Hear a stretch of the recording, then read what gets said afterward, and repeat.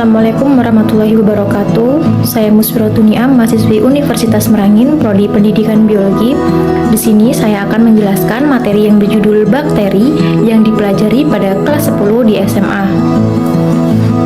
Sebelum masuk ke materi, saya akan menjelaskan kompetensi inti atau tujuan dari pembelajaran.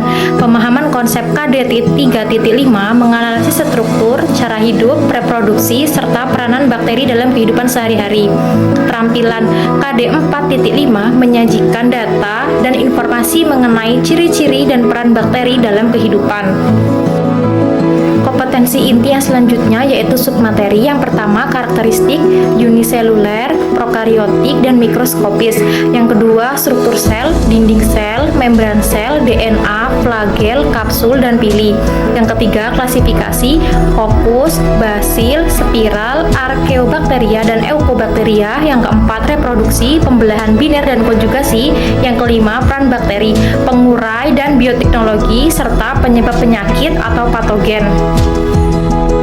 Kompetensi dasar yaitu menjelaskan, mengidentifikasi struktur, cara hidup dan reproduksi, peran bakteri dalam kehidupan, menyajikan data tentang ciri-ciri dan peran bakteri dalam kehidupan. Apa sih bakteri itu?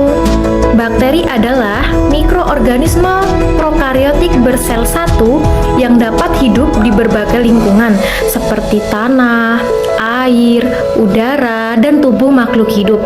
Nama bakteri berasal dari bahasa Yunani yaitu bakterion yang berarti batang kecil.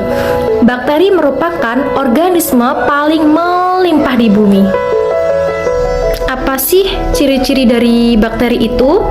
Ciri-ciri bakteri yang pertama, bersel satu dan sangat sederhana. Yang kedua, prokariotik. Yang ketiga, kandungan kromosomnya haploid atau N. Yang keempat, hidup secara autotrof atau heterotrof. Yang kelima, berkembang biak atau bereproduksi dengan cara seksual dan aseksual. Yang keenam, memiliki beberapa macam bentuk, yaitu bulat, batang, spiral, dan variasinya. Yang ketujuh, ada yang memiliki alat gerak berupa flagel dan ada yang tidak.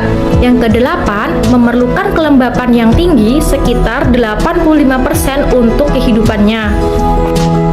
Struktur bakteri terbagi menjadi dua bagian, yaitu struktur luar dan struktur dalam.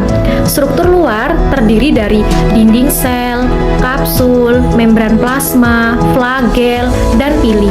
Sedangkan struktur dalam terdiri dari sitoplasma, nukleoid, ribosom, dan plasmid. Pengelompokan bakteri yang pertama berdasarkan bentuk.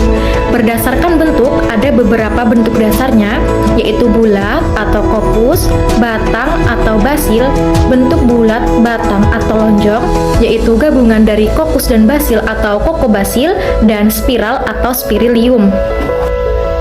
Yang kedua yaitu pengelompokan bakteri berdasarkan karakteristik dinding yang terdiri dari gram positif dan gram negatif. Bakteri gram positif memiliki dinding sel berupa peptidoglikan yang tebal pada lapisan terluarnya. Nah, kalau diberi pewarnaan gram, maka akan menunjukkan hasil positif atau warna ungu setelah proses pewarnaannya. Sedangkan gram negatif, sebaliknya, gram negatif memiliki dinding sel yang lebih tipis. Ketika diberi pewarnaan gram, maka akan memberikan hasil negatif atau berwarna merah. Yang ketiga, pengelompokan bakteri berdasarkan cara memperoleh makanan, yaitu terdiri dari bakteri autotrof dan bakteri heterotrof. Bakteri autotrof adalah bakteri yang bisa membuat makanannya sendiri dari senyawa anorganik. Dalam membuat makanannya ini, bakteri autotrof membutuhkan sejumlah energi. Sedangkan bakteri heterotrof adalah bakteri yang tidak bisa membuat makanannya sendiri. Energi yang didapatkan berasal dari zat organik dari organisme lain. Mereka dapat hidup sebagai saprofit atau pengurai dan parasit.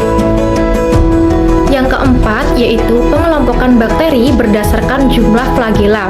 Yang pertama, bakteri atrik merupakan bakteri yang yang tidak mempunyai flagela. Contohnya Escherichia coli. Yang kedua, bakteri monotrik adalah bakteri yang memiliki satu flagela di ujung selnya. Contohnya Pseudomonas aeruginosa. Yang ketiga, bakteri eufotrik adalah bakteri yang memiliki banyak flagela pada salah satu ujung sel. Contohnya Pseudomonas fluorescens. Yang keempat, bakteri amfitrik memiliki banyak flagela pada selnya tapi letaknya berada pada kedua ujung sel.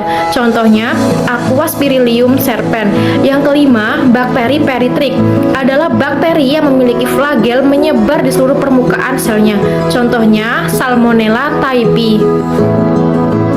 Cara perkembangbiakan bakteri dapat terjadi melalui dua cara, yaitu reproduksi aseksual dan reproduksi seksual. Pada reproduksi aseksual terjadi melalui 3 fase. Yang pertama, sitoplasma membelah dengan terbentuknya sekat. Yang kedua, dinding sel melintang mulai terbentuk. Yang ketiga, terbentuk 2 sel identik.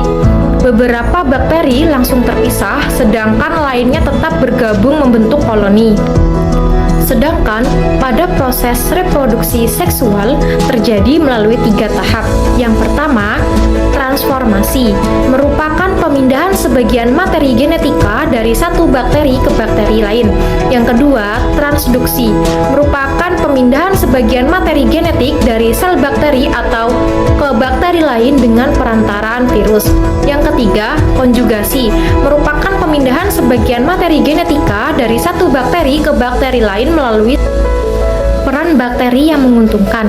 Yang pertama, pada bidang pertanian, mengikat nitrogen dan menyuburkan tanah. Rhizobium leguminosarum membantu proses nitrifikasi Nitrosomonas nitrobacter.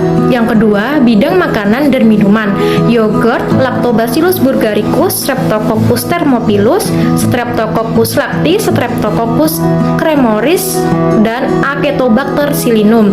Yang ketiga, bidang kesehatan dan industri, penghasil antibiotik Streptomyces, penghasil vitamin B12 Pseudomonas definitrican, penghasil hormon insulin sintetis Escherichia coli. Peran bakteri yang merugikan. Pertama, penyebab penyakit pada manusia, Treponema pallidum atau sifilis, Bordetella pertussis batuk rejan, Neisseria gonorrhoeae atau gonorrhea, Mycobacterium tuberculosis atau TBC, Microbacterium leprae atau lepra, Sorinebacterium diphtheriae atau difteri. Yang kedua, penyebab penyakit pada ternak, Bacillus anthracis atau anthrax, Shigella burnetii, demam pada ternak dan dapat menular ke manusia. Contoh soal yang pertama, jelaskan mengapa bakteri dikelompokkan ke dalam organisme prokariotik dan sebutkan 3 organel utama yang menyusun sel bakteri. Jadi, penjelasannya yaitu bakteri termasuk prokariotik karena tidak memiliki membran inti sehingga DNA tersebar di sitoplasma. 3 organel utama sel bakteri yaitu dinding sel, membran plasma, dan ribosom. Contoh soal yang kedua yaitu berdasarkan teknik pewarnaan gram, bakteri dibedakan menjadi gram positif dan gram negatif. Jelaskan perbedaan struktur dinding sel yang menyebabkan perbedaan warna pada keduanya. Jadi, penjelasannya yaitu gram positif memiliki peptidoglikan tebal sehingga menahan kristal violet dan tampak ungu.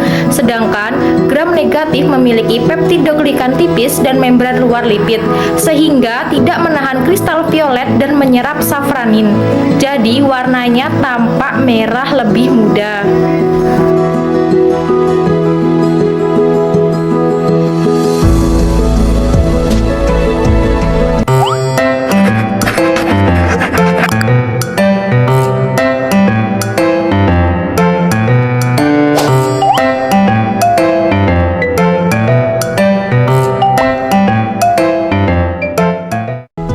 Cukup sekian penjelasan materi dari saya, lebih dan kurangnya saya mohon maaf. Saya akhiri, wassalamualaikum warahmatullahi wabarakatuh. See you, bye-bye.